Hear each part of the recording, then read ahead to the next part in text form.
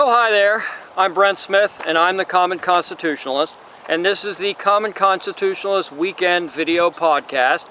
And once again I'm out in the woods on a trail and just set up somewhere as I am wont to do, and this is where we're going to do the podcast. So today I'm going to do one topic, and it may be a short topic, but it isn't going to be about Brett Kavanaugh and the Senate confirmations. Now I'm actually doing this on Saturday, about an hour prior to the confirmation vote. I suspect and hope and pray that he'll be confirmed, and then this dark chapter will come to a close. At least that portion of that chapter of the book of ridiculousness, or the book of malfeasance, will be closed. But today I'm going to be discussing a couple of schools in Indiana that need a lesson on the Fourth Amendment.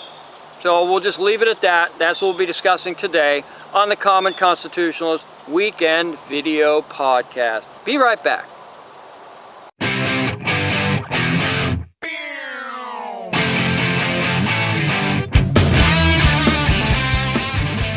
You're watching the Common Constitutionalist Weekend Video Podcast.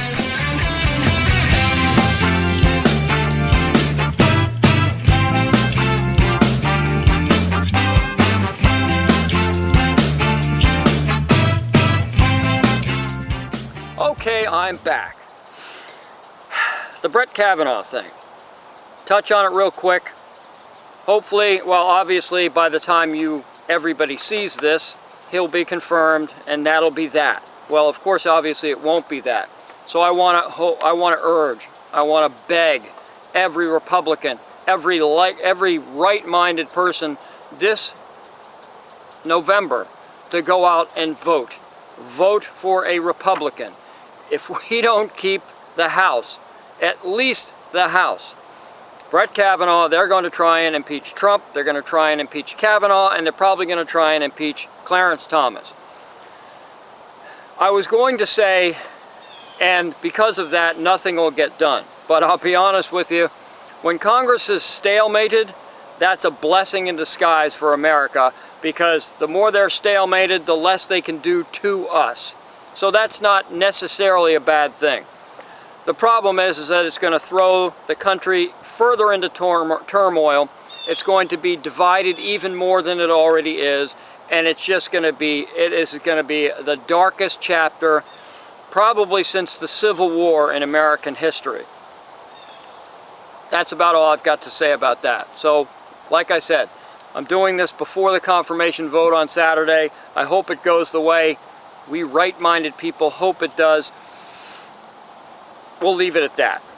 So this is from One News Now, and it's entitled, "Attorney, School Needs a Lesson on the Fourth Amendment." A public school district in Indiana has announced it will drug test students participating in extracurricular activities, a policy that is being criticized by a longtime civil liberties attorney. Now, it used to be that when you think of civil liberties, you think of civil rights, and you think of the Constitution and the Bill of Rights and things like that. The problem with it today is when a lot of times, at least when I think of civil's liberties, that's whatever. Civil liberties, I think of the ACLU. It just comes to mind, and it's scary because they hijacked civil liberties long ago, and the ACLU is not civil and has nothing to do with our liberty. We'll leave it at that. So, an attorney, a longtime civil liberties attorney, is criticizing the school district, a public school district in Indiana. Henryville High School and Borden High School are going to randomly select 10 students each quarter and test them for 10 drugs. It doesn't specify what the drugs are. I don't care, do you? Nah. Just the fact that they're just going to randomly select 10 students out of the student body that's going to participate in our extracurricular activities, and they're going to test them for 10 drugs. All right? So John Whitehead of the Rutherford Institute says any type of drug test of any student, swabbing a mouth, drawing blood, is an invasion of privacy. It's an invasion of the body, he complains. It's what our founding fathers gave us in our Constitution. They said the government cannot do this. And he is 100% right, and I will touch on that later on. A public school is operated by the government, he says, which makes school officials agents of the government. That's correct, in a manner of speaking. So civil liberties attorney calls this a blatant violation of the Fourth Amendment when they test students without probable cause. Quote, "We're moving into a very dangerous territory here," unquote, warns Whitehead. Quote, "I would hope that these schools would refocus and start teaching the Constitution." What a novel idea. What who teaches the Constitution anymore? What's the Constitution? I don't know. I would be willing to bet that half the population, if not more, doesn't even realize the Bill of Rights is part of the Constitution, how many amendments there were, when it was ratified, nothing about it. All they hear is about something about these dead white guys that were the founding fathers, and they were all racist, so there you go. That's about as much as they know about the Constitution. That's a sad, sad state. Because the Constitution, here I go off on an aside again, but the Constitution, our United States Constitution, is what sets this country apart and above from every other nation on the planet in history. That's it. We are the longest surviving republic of our kind in history. Will we survive much longer? Who knows? The way things are going, it's anybody's bet. As Ben Franklin said, right? It's a republic if you can hold on to it. We'll see. He continues, quote, "What I've found as a constitutional lawyer dealing with young people is..." Gee, is there an echo in the room? "Dealing with young people is most of them don't have any idea what's in the Constitution. We're not teaching it anymore." Unquote. Son of a gun. All right, so the Fourth Amendment. Anybody know what's in the Fourth Amendment? Just in case you don't, allow me to read it to you. It's really short. Unlike most laws and bills in this country that are 2,000 and 3,000 pages long, the Constitution, you can put in a little pamphlet and read every one of these articles and every one of these amendments, and they make perfect sense, and anyone can understand it. That's why the founders wrote it the way they wrote it. So the common man could understand it and abide by it. That's the way it works. Anyway, here's what the Fourth Amendment says. "The right of the people to be secure in their persons, houses, papers, and effects against unreasonable searches and seizures shall not be violated, and no warrants shall issue but upon probable cause," got that? "No warrants shall issue but upon probable cause, supported by an oath or affirmation, and particularly describing the place to be searched and the persons or things to be seized." That pretty much spells it out as well as anyone could spell it out, as the Founding Fathers always did. So we're going to take a quick break, and we'll go back and I'll break this thing down for you, or continue at least. Be right back.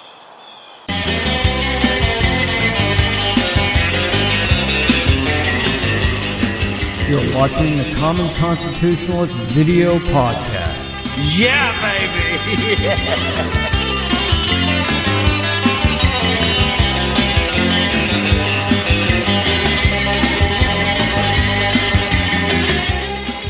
All right, I'm back. Now to recap real quick, two high schools in Indiana want to randomly drug test 10 students for before they can get into an extracurricular activity at school, and they want to randomly drug test them for 10 known drugs. We don't know what they are, and I didn't bother to look it up because frankly it's immaterial to this discussion. So it's Henryville High School in Indiana and Borden High School in Indiana, and that's what they want to do. And this John Whitehead, who is a civil rights attorney at the Rutherford Institute, says that no, that's a Fourth Amendment violation, and the reason it's a Fourth Amendment violation is that these are public schools Ergo, they're government schools, and we all know that. A public school is a government school, so anybody who works for the government school is, by default, a government agent. There you go. And so it's a Fourth Amendment right violation to randomly drug test these people. So you might say, well, okay, that's all well and good, but when you go to seek employment at a company, they can drug test you. The NFL randomly drug tests players all the time. Why are they allowed to do that and the public schools aren't? It's just not fair, right? Because we need to be fair. More than anything else, we need to be fair. Damn the Constitution, we need to be fair. That's what the social justice warriors always say. The problem with that is that it's public versus private. And that's all you need to know about the Fourth Amendment, and that's all you need to know about the Constitution as a whole, period, is that it's public versus private. Now, we've all heard the statement that politics stops at the water's edge. I'm not going to go into what the heck that means. It doesn't really matter.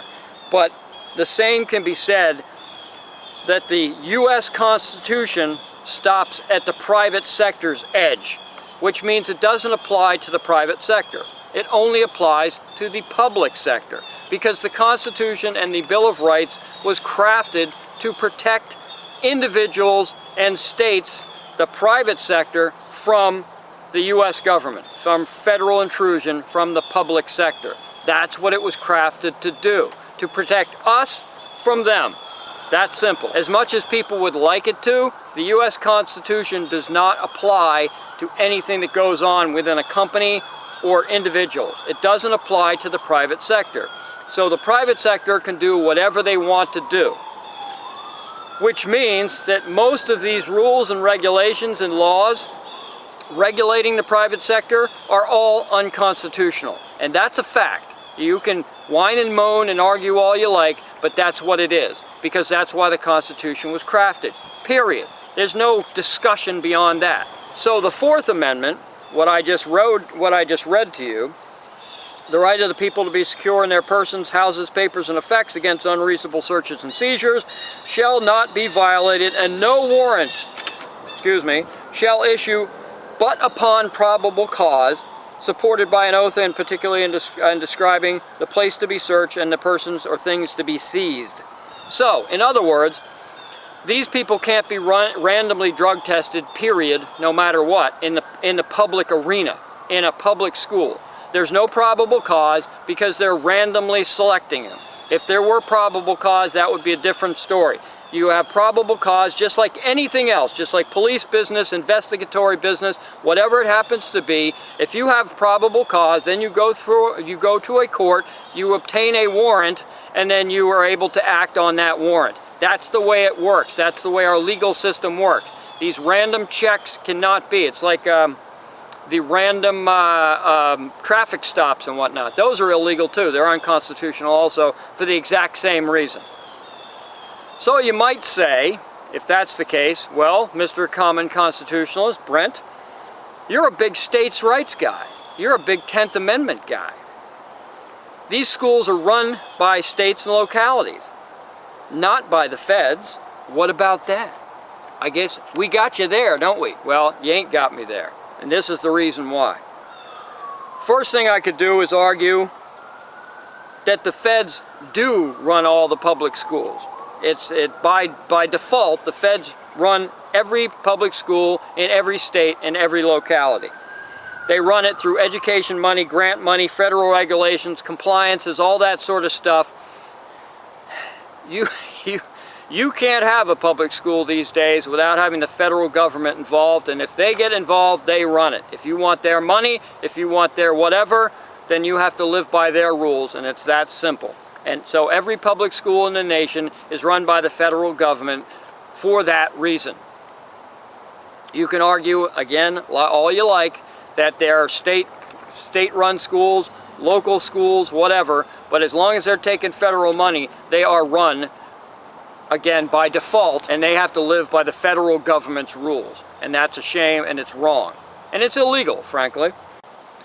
But second, and even more importantly, and it trumps everything, pardon the pun, this has nothing to do with the Trump. U.S. Constitution renders all of that moot. The U.S. Constitution is the supreme law of the land. That's all of the land, not just federal land. Simply put, the Constitution and the Bill of Rights trumps, excuse me, pardon the pun, all local and state laws, orders, actions, and regulations. That's it. In order for a state to pass a law or order something like this, it must first be in line with the U.S. Constitution, and that's why all this stuff is illegal. Look at Article 6, which Clause 2, which states that the U.S. Constitution is the supreme law of the land, and nothing, including state constitutions, state rules, state regulations, and no federal law that doesn't abide by the Constitution can be legally passed, which means about 85 to 90% of the federal laws in this nation are in fact or anti-constitutional. But that's another discussion, a very long discussion for another day. So we're going to take another real quick break, and we're going to wrap this baby up. Be right back.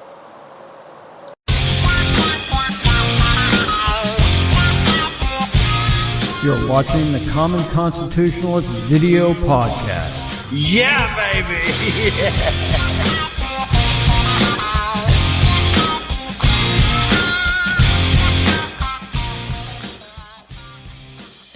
Okay, I'm back once again. I just happened to glance behind me and notice there's like 50 bumblebees on some flowers behind me. So I've got to tread lightly here. They seem like they're busy, so I don't think it's going to be a problem. But if I run away and screaming in horror, then at least you'll know you'll know what happened. All right, so at any rate, as I said, the Constitution trumps everything. It trumps all laws. It trumps all state laws. It trumps all state constitutions. It trumps all rules, regulations, and whatnot. They all have to be in compliance with the U.S. Constitution. And every state, whether they were original 13 colonies that ratified the Constitution, or every state that was added to the Union, had to agree that the U.S. Constitution was the supreme law in the land, and they had to abide by it, and any laws or any constitution that they crafted had to be in line with the U.S. Constitution per Article 6, Clause 2, what the so-called Supremacy Clause, which again is abused quite constantly, quite often, and just like everything else in the Constitution is abused and misused. All right, so that being the case, even if Indiana or any other state amended their own constitutions to accommodate for this, it still wouldn't be, it wouldn't matter. It wouldn't matter at all. First and foremost, like I said, every line in all the constitutions in the state, every law passed, every order or action issued must first pass U.S. constitutional muster. And the bee just flew by. Good deal. And as I said, every state in the Union, whether it was the first 13 that ratified the Constitution or every state thereafter, had to agree that the U.S. Constitution is supreme, and they had to abide by it. And when they wrote their state constitutions, it had to be in line with the U.S. Constitution, that it couldn't try to usurp U.S. constitutional authority, it couldn't try to go around it, it couldn't try to rewrite it, it couldn't do anything. Every state constitution has to be in line with the U.S. Constitution. Every law that's passed, either state law or federal law, has to be in line with the U.S. Constitution, and as I said, they all agreed to it. So no state can come back and say, well, this is our state, we never agreed to that. We weren't the first 13 that ratified. No, it doesn't matter. That's it. When you become a state, you have to agree that you abide by the U.S. Constitution first and foremost. That's simple. And the bottom line on this thing is that we go back, and this sounds, every time we say this on the right, every time we constitutional conservatives say this, it sounds so heartless and it's unfair. And don't you have a heart? Oh, you think of the children. It's for the children's. Well, it may be for the children, but people's fears about drugs in these Indiana schools, cannot usurp our constitutional rights. It's that simple. It may be a tragedy. Maybe they do have a huge drug problem. We have one here in New Hampshire. Huge drug problem. But that drug problem, no one's problem can usurp my constitutional rights, your constitutional rights. That's the way it works in this country. If you want to change it, then you got to change it. You got to amend the Constitution, do whatever you need to do. Beyond that, it just doesn't matter. It can feel unfair, it can feel dangerous, but it really doesn't make a difference. So this is the Common Constitutionalist wrapping it up for another weekend. Y'all have a blessed balance of the weekend. For some, it's a long weekend. It's Indigenous Peoples Day, Columbus Day. Ha! Yeah, baby. And that's all I got. See ya. Thank you for watching the Common Constitutionalist Weekend Video Podcast.